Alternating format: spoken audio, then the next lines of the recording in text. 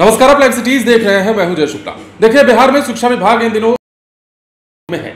के पाठक अपर मुख्य सचिव एक से बढ़कर एक आदेश जारी किए जा रहे हैं और इस बात को सुनिश्चित कराया जा रहा है कि किसी भी प्रकार से बिहार के शिक्षण संस्थानों में पढ़ाई जो है सुचारू रूप से चल सके, वहां के शिक्षक जो है वो मनमानी ना कर सके और किसी प्रकार की यदि लापरवाही पाई जाती है वेतन रोक दिया जाए या वेतन में कटौती कर दी जाए। ये तमाम बातें चल रही हैं। स्कूलों की बात छोड़ देते हैं तो उच्च शिक्षण संस्थानों में भी, स्कूलों में तो चलिए मनमानी हो ही रही है, जिस तरह से शिक्षक आते हैं जाते हैं, हालांकि इससे पहले तक हो रही थी, लेकिन अब जो है शिकंजा कसने के बाद लाइन लेंथ पर जरूर आए हैं। लेकिन उच्च शिक्षण संस्थानों की यदि हम बात करें तो वहां भी शिक्षकों की मनमानी से तंग आकर अब विभाग अब नया काम करने जा रहा है। विभाग क्या करने जा रहा है आपको पता है? विभाग अब शिक्षकों की ऑन द स्पॉट गिनती करने जा रहा है। टीम भेजकर देखा जाएगा कि कितने शिक्षक आए हैं, कितने शिक्षक नहीं आए हैं, और कॉलेजों में या अंगीभूत कॉलेजों में, विश्वविद्यालयों में कितने शिक्षक या कितने कर्मचारी कार्यरत हैं, क्योंकि वेतन उसी के आधार पर भुगतान किया जाना है। और सवाल यह उठ रहा था अब तक कि शिक्षा विभाग से जो वेतन निर्गत किया जाता था वो शिक्षकों की संख्या के आधार पर यदि देखें तो कई गुना ज्यादा निर्गत किया जाता था। और अब यही कारण है कि उच्च शिक्षण संस्थानों में यानी कि कॉलेजों विश्वविद्यालयों में शिक्षकों की ऑन द स्पॉट गिनती होगी, उसके बाद ही वेतन का निर्धारण होगा। अब देखिए क्या मामला निकलकर सामने आया है। दरअसल शिक्षा विभाग सभी विश्वविद्यालयों और अंगीभूत कॉलेजों में कार्यरत शिक्षकों और जांच करेगा कि सही शिक्षकों और कर्मियों को भुगतान हो रहा है या फिर गलत तरीके से राशि खर्च हो रही है।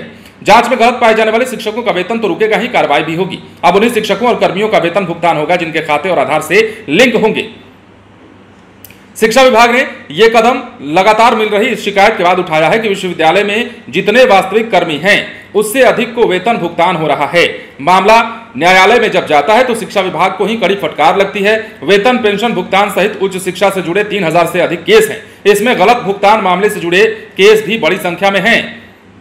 अब अपर मुख्य सचिव ने क्या आदेश दिया है वो भी जान लीजिए। गलत भुगतान रोकने के लिए शिक्षा के पाठक ने सभी विश्वविद्यालयों और अंगीभूत कॉलेजों के शिक्षकों और कर्मियों की गिनती करने का निर्देश दे दिया है। गड़बड़ी पाए जाने पर संबंधित संस्थान के जिम्मेदार पर कार्रवाई होगी। गलत भुगतान की राशि भी वसूल कर ली जाएगी। अब गिनती कैसे होगी वो भी एक दिलचस्प बात है। कैसे गिनती की जाएगी वो भी जान लीजिए। अब इसके लिए किया क्या जाएगा कि विभाग की अलग अलग टीम विश्वविद्यालयों और कॉलेजों के शिक्षकों और कर्मियों की संख्या गिनेगी।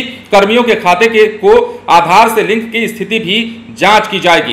प्रत्येक संस्थान की अलग अलग रिपोर्ट तैयार कर मुख्यालय को देगी।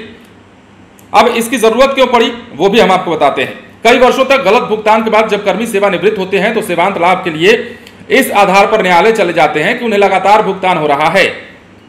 ऐसे मामलों में कोर्ट केस शिक्षा विभाग को झेलना पड़ता है।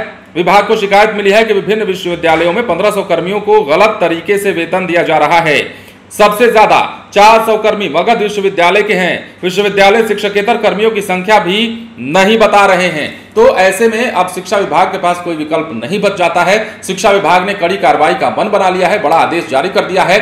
शिक्षा विभाग के अपर मुख्य सचिव IAS के पाठक जब से बनाए गए हैं तब से ही एक के बाद एक बड़े निर्देश जारी किए जा रहे हैं। और इसी में यह भी जोड़ लीजिए कि अब विश्वविद्यालयों और अंगीभूत कॉलेजों के शिक्षकों की ऑन द स्पॉट गिनती की जाएगी। और यह गिनती इसलिए जरूरी हो गई क्योंकि सरकार के पास जो आंकड़े हैं, सरकार विभाग के पास जो आंकड़े आ रहे हैं उसके मुताबिक जितने कर्मी हैं उन कर्मियों से ज्यादा भुगतान विश्वविद्यालयों को किया जा रहा है। और सबसे खास बात ये कि मगध विश्वविद्यालय में ही सबसे ज्यादा 400 कर्मी ऐसे हैं जो इस वेतन का लाभ ले रहे हैं। और ऐसे में निश्चित करने के लिए भी यह गिनती जरूरी है। तो शिक्षा विभाग ने बड़ी कार्रवाई की है और अब एक के बाद एक कार्रवाई की जा रही है ताकि बिहार में शिक्षा व्यवस्था को पटरी पर लाई जा सके, बिहार में शिक्षा व्यवस्था को सुदृढ़ किया जा सके। और ये हर हाल में करना है, यही संकल्प IAS के पाठक ने उठा लिया है। बने रहे लाइव सिटीज के साथ। यदि अब तक आपने हमारे चैनल को सब्सक्राइब नहीं किया है तो सब्सक्राइब कर लीजिए ताकि हम आपको खबरों से अपडेट रख सकें। धन्यवाद।